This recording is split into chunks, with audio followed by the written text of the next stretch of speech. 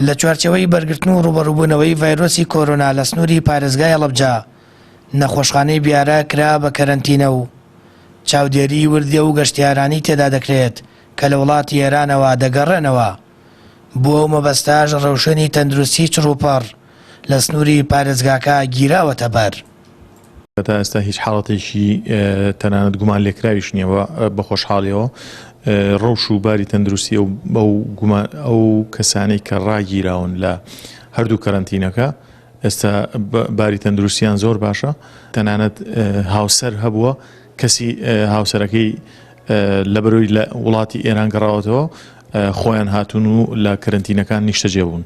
ئەو ڕێکارانەی کە گیراونەتە بەر تا ئێستا بەدڵی ئێمن زۆر باش ئەڕات وەزعەکە، بەڵام لێرەوە بانگەوازێکەکەم بۆ ئەو خوێندکارانەی کە لە مەرزەکانی خواری و عێراقەوە داغڵ بوون.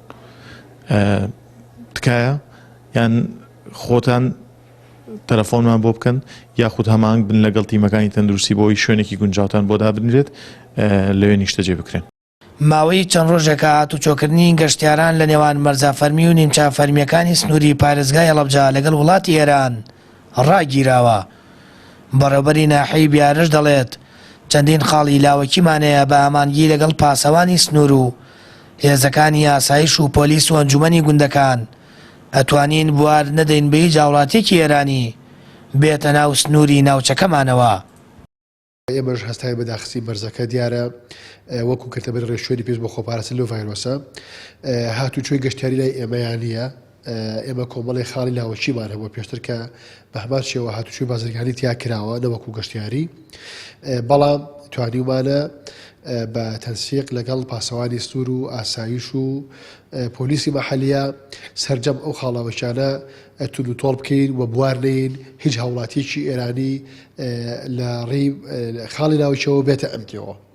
وەکو ئیجراعاتی ئیداری خۆشمان سەرڕای ئەوە سەرجەم ئەنجومەنەکان و خەڵکی هاوڵاتیانی گوندەکانی سووری حیبیارەمان ئاگادار کردوێتەوە کەوا لە بینینی هەر حاڵەتێکی لەو شێوە دەست بەجێ ئاگادارمان بکەنەوە بۆی بتوانێت ڕێشوێن بگیرە بەر لە پێناو پاراستنی تەندروستی هاوڵاتیان.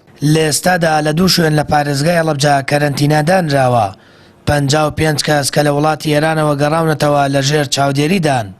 تا ئێستا هیچ حاڵەتێکی ڤایرۆسەکە تۆمار نەکراوە و داواش لەو کەسانە دەکرێت کە لە ئێران گەڕاونەتەوە و خۆیان شاردووەتەوە سەردانی کەرەنتینەکانی هەڵەبجە بکەن و خۆیان ڕادەست بکەن تاکو و پشکنینی پێویستیان بۆ بکرێت.